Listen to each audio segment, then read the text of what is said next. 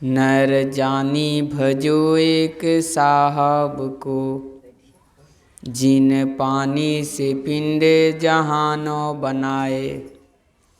मानुष जन्म कहाँ फेरी पैयो, क्यों नो भजो सत नाम सहाई।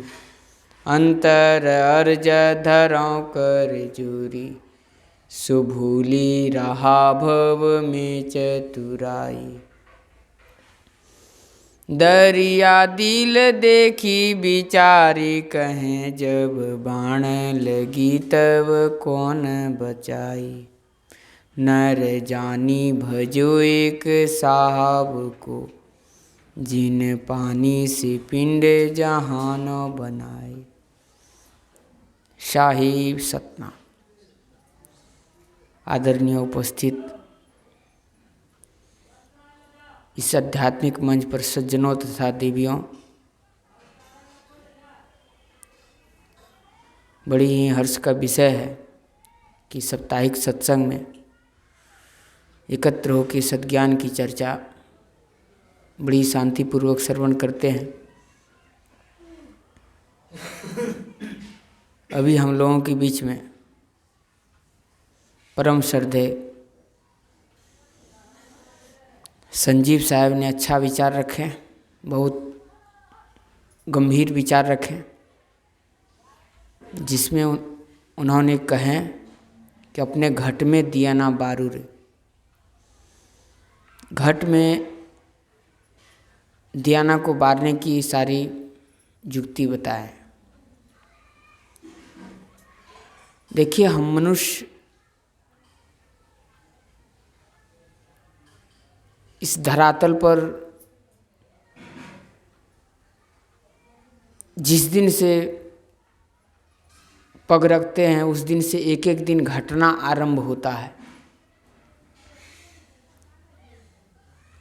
और इस समय बीतता जाता है और बीतते क्रम में हम बड़ी बिंदास की जिंदगी को जीते हैं, अपने आप सचेत नहीं कर पाते हैं और किसी ज्ञानी के सानिध्य जाना भी नहीं चाहते हैं। व्यक्ति को सत्संग का शरण तो लेना ही पड़ता है। कब लेता है? जब शरीर की सारी इंद्रियां काम करना बंद कर देती है, तब हमें उस प्रभु की इबादत याद पुकार करते हैं। और जब शरीर स्वस्थ है तो इस समय हम लोग अनेक विषयों में फंसे रहते हैं।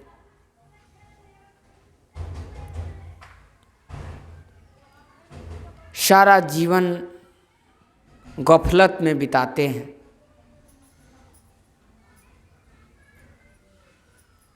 संदेह भरी जिंदगी को जीते हैं, घिसी पिटी पुराने मन को जीते हैं।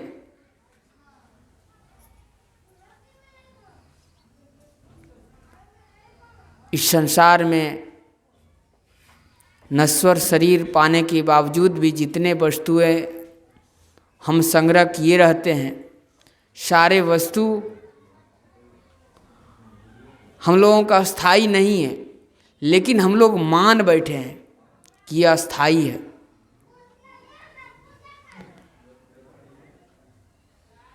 अस्थाई मानने के कारण हम लोगों का राह भटक जाते हैं। कौन हूँ मैं, कहाँ से आया, कहाँ है निज घर तेरा, कहीं कारण तुम भरमट डोले तंतज कहाँ बसेरा। इस चीज़ को डिसाइड नहीं कर पाते हैं कि मैं कौन हूँ, कहाँ से आया हूँ, निज घर कहाँ है।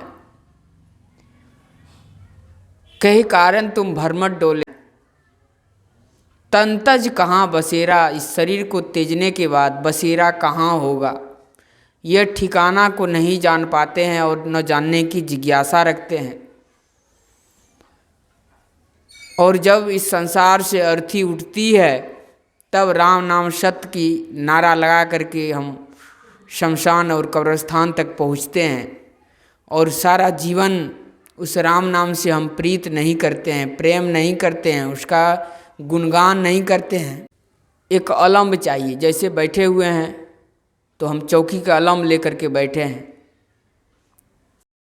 गुरु के सानिध्य रूपी अवलंब चाहिए, परमात्मा का अवलंब चाहिए।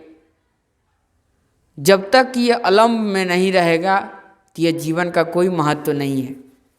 आपके द्वारा कितना बनाए, कितना धन संपत्ति दौलत को संग्रह किए,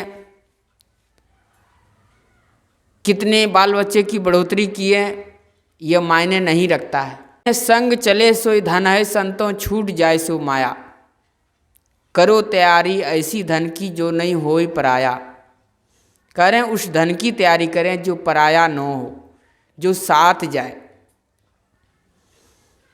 साथ क्या जाता है हम और आप सब जानते हैं, लेकिन फिर भी उसके लिए हम लोग छल करते हैं, कपट करते हैं, गलत तरीके से धन को अर्जित करते हैं। यह संकेत मिलते हैं, लेकिन उस संकेत से हम अपने आप में संभल नहीं पाते हैं। मनुष्य को सत्संग का सहारा लेकर के ही जीवन को सार्थक किया जा सकता है। जैसे एक टायर पंचर होता है तो नहीं दिखता है, उसको पुनः पानी में जब ले जाते हैं तब वो पता चलता है कि इसमें लीक कहाँ है। तो हम सारा जीवन वही घिसी पिटी पुराने मन को जीते हैं और उस कलह कलेश भरी जिंदगी में बहुत सारे गलत आचरण कर बैठते हैं और अंतोगतवा जो वो स्थिति आती है कि लगता है कि अब हम जो यहाँ से जा रहे हैं मेरे साथ कुछ जा नहीं रहा है, जो जाना चाहिए उसको संग्रह नहीं किया, इसका खेद होगा, इसका चिंता होगी।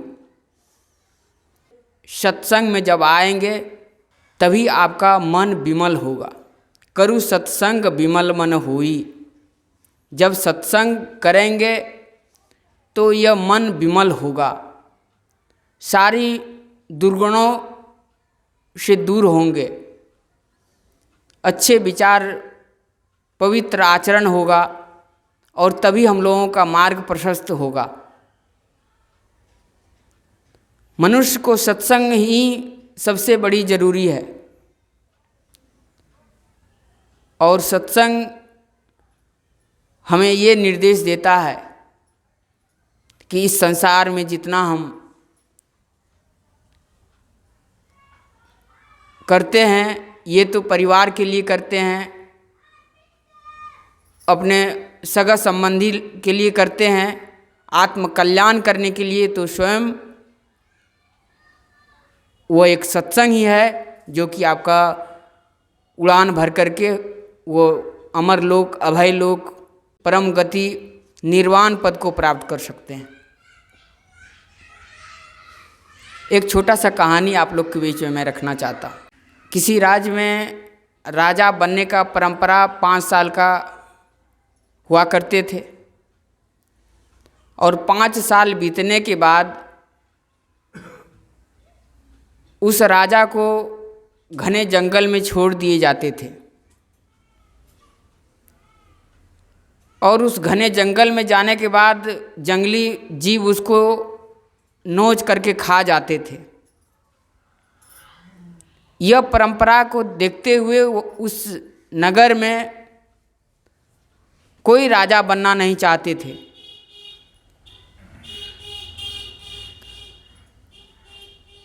उस नगर में कोई अनभिज्ञ व्यक्ति पहुंचा, उनसे चर्चा करने लगे कि आप राजा बनना चाहेंगे?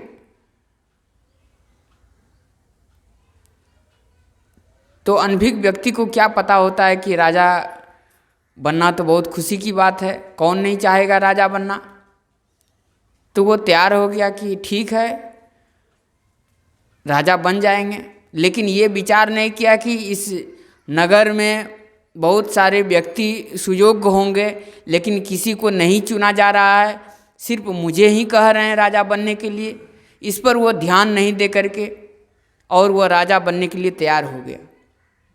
ऐसा भी मन में होता है कि कोई प्रलोभन जब देता है तो आगे और पीछे नहीं देखते हैं और कदम बढ़ा देते हैं। तो उस व्यक्ति को राजा बना दिया गया और कुशल पूर्वक राज करने लगे। करीब 6 महीने बीता, तब उनको लिस्ट दिखाया गया।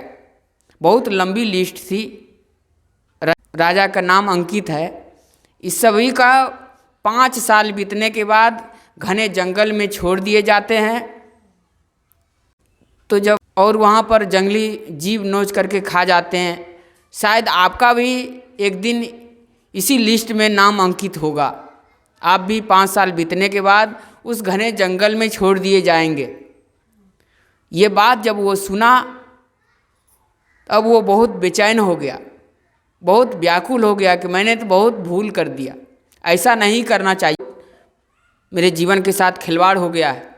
अपने आप को बहुत कोसने लगा, बहुत दुखित मन से मायूस होकर के बैठे हुए। और वो गुरु का बहुत सेवा करते थे, गुरु के प्रति बड़ी श्रद्धा थी उनको। गुरु को देख कर हर्ष उल्लास के साथ, तुम इतना वैभव पाने के बावजूद भी तुम दुखी दिखता है, ऐसा क्या कारण है? तो उन्होंने सारे वृत्तांत सुनाए कि मैं नहीं जान पाया कि इस राज्य में जो राजा बनता है उसको 5 साल के बाद घने जंगल में छोड़ दिए जाएंगे, भालू चीता उसको नोच करके खा जाएंगे। ऐसा मुझे बाद में ये बात बताया गया। तब कहा कि ठीक है, पता लगाओ कि किस घने जंगल में छोड़े जाएंगे। तो उत्तर प्रदेश में आप लोग जानते होंगे अभी कुसमी जंगल है, बहुत घने जंगल है। तो उस तरह से एड्रेस बताया कि कुसमी जंगल में छोड़ दिए जाएंगे और वहाँ जंगली जीव नोच करके खा जाएंगे। तो गुरु का आदेश लेकर के वो जंगल जहाँ राजाओं को, बहुत सारे राजाओं को छोड़े थे, वहाँ जा कर के वो जगह को चिन्हित किए और जितने वृक्ष सब थे उसको काट करके और सफाई करके बहुत सुंदर भवन निर्माण किए। और जो महल में वो रहा करते थे, इससे कई लागत लगा करके वहाँ वो राज भवन निर्माण करवाए और जितने प्रजागण थे सारा प्रजागण को वहाँ शिफ्ट कराए, सब व्यवस्थित कराए। और 5 साल जब बीता तो हाथी, घोड़ा, ऊंट, नगारा के साथ सभी उस जंगल में गए और यहाँ तो राज करने ही लगे। और वहाँ भी जाने के बाद बड़ी शांतिपूर्वक कुशलता से राज करने लगे। तो देखिए कितने ये कहानी बहुत प्रेरणाप्रद है कि उनका गुरु ने जो युक्ति बता दिए। अब जहाँ जंगल कट जाएगा तो वहाँ तो जंगली जीव तो रहेंगे नहीं। जंगल कट गया और राजभवन का निर्माण हो गया, राजभवन बन गया और जितने गरीब दुखिया प्रजागण थे सबको ले जा करके वहाँ मकान बनवा दिए। और 5 साल बीतने के बाद बड़ी हर्षोल्लास के साथ वहाँ पहुँचे। और पहले क्या होते थे कि 5 साल बीतने के बाद उसको, अब कौन चाहता है मरना, उसको घसीट कर लेकर के जाते थे और उस जंगल में छोड़ दिए जाते थे। तो देखिए इस संसार में रह करके कलह कलेश को झेलते हुए, सारे दुखों का सामना करते हुए, इस घर का निर्माण करते हुए वो परम धाम का भी निर्माण करना है। इसी घर से करना है, इसी ईंटे पत्थर की मकान में ही रह करके उस घर का निर्माण करना है। अगर नहीं किए तो जब इसकी उम्र बीत जाएगी 20 साल, 50 साल, 100 साल, इसका तो कोई मृत्यु का डेट नहीं है। जब आ जाएगा तो चले जाना पड़ेगा, और जब जाएंगे घर जिसका बना नहीं रहेगा तो कहाँ रहेगा, कैसे रहेगा। तो मैं आप लोगों से ये जानना चाहता हूँ कि आप लोग 5 साल के लिए सुखी रहना चाहेंगे कि आजीवन सुखी रहना चाहेंगे? मेरी बात समझ रहे हैं? 5 साल में जो आपको सुख मिलना चाहिए वो आप पसंद करेंगे कि पूरी जिंदगी हंसी खुशी से बीते, वो पसंद करेंगे? इस जिंदगी में तो जो सुख मिल रहा है, अगले जन्म में भी अगर उस तरह से आनंद भरी जिंदगी जिए वो बढ़िया है कि 5 साल राजा बन करके फिर जंगल में घींच कर लेके चले जाएंगे और जंगली जानवर नोच के खा जाएगा। वैसा राज हम लोगों को चाहिए क्या? नहीं चाहिए। वैसा राजा बनना नहीं है, वैसा सुख पाना नहीं है, काम का नहीं है, किसी लायक का नहीं है। इसलिए इस घर से तैयारी करना है। कहें कबीर पाछे पछताइयो, या घर से जब वो घर जाइयो। कह रहे हैं कि फिर पीछे पछताना पड़ेगा। कब? जब इस घर से उस घर में प्रवेश होगा। इसलिए पहले से हम सचेत हो जाएं, पहले से उस घर की तैयारी करें, उपकार करके, परमार्थ करके, सेवा करके, उस परमात्मा की आराधना करके, तभी यह जीवन सार्थक है और सत्संग ठीक ठीक समझ में उसी व्यक्ति को आएगा। सत्संग जैसे भोजन हम लोगों को प्रत्येक दिन जरूरी होता है, अगर भोजन नहीं करेंगे तो ये शरीर नहीं चलेगा। वैसे ही अगर सत्संग नहीं होगा तो ये मन की जो विकार है ये दूर नहीं होगा। मन की विकार दूर होने के लिए हमें सत्संग बहुत जरूरी है, ध्यान बहुत जरूरी है। अगर ध्यान नहीं लगाएंगे तो मन बहुत विचलित होगा। मन अपने रूप खींचता है, सब अपने अपने रूप में खींचता है। रूप, रस, गंध, स्पर्श सब अपने अपने रूप में खींचता है।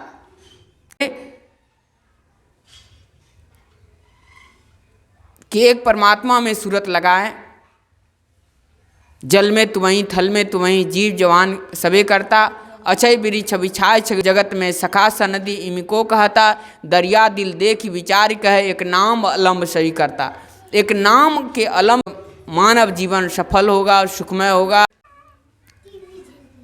ये सुख सुविधा का साधन अन्य जीव में नहीं है जो हम लोगों को मिला है, ये परमात्मा द्वारा ये प्रदत्त है। अन्य प्राणी में इतने साधन नहीं है जो मनुष्य को है, और मनुष्य अगर इतना पाने के बावजूद भी अपना रहनी गहनी में नहीं आता है, आहार, निद्रा, भय, मैथुन, ये 4 चीज में ही अगर रह जाता है तो वो पशु समान है। इसलिए कहते हैं करहूँ भक्ति जीवन है थोड़ा, मानव शब्द कहाँ सुनि मोरा।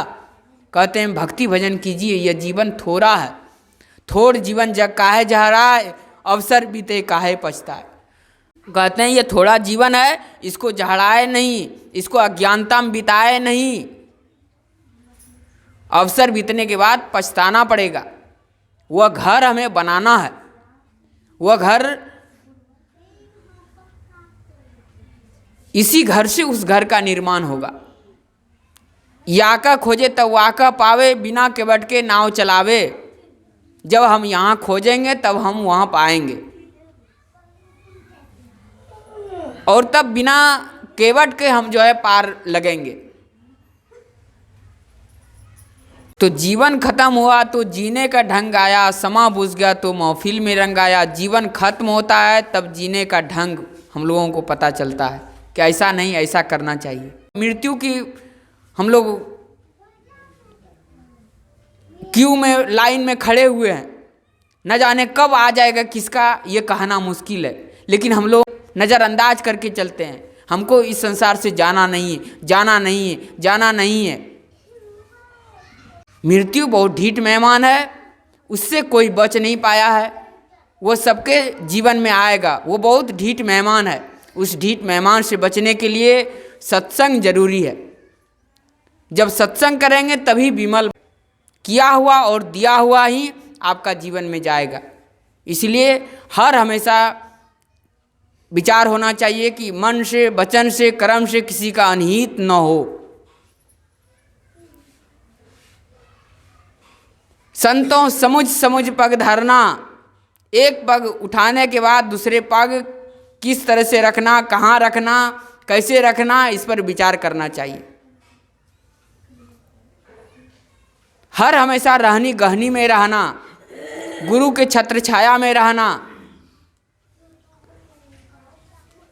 सीता जी जब सत का रेखा के अंदर थी तो उसको कोई कुछ नहीं कर पा रहे थे, रावण भी उसको कुछ नहीं बिगाड़ पा रहे थे। वही सीता जी जब सत का रेखा का बाहर हो गई तो रावण आए और उसको लेकर के चले गए। तो जो गुरु का सीमा को लांघ जाएगा तो वो काल रूपी रावण आएगा और उसको पकड़ करके लेके चला जाएगा। इसलिए गुरु ने जो उपदेश दिए हैं, गुरु ने जो रहनी गहनी बताए हैं, उस रहनी गहनी में हम लोगों को रहना ही जीवन का परम लक्ष्य होगा। इन्हीं निवेदन के साथ मैं वाणी को यहीं पर विराम देता हूँ। साहेब सत।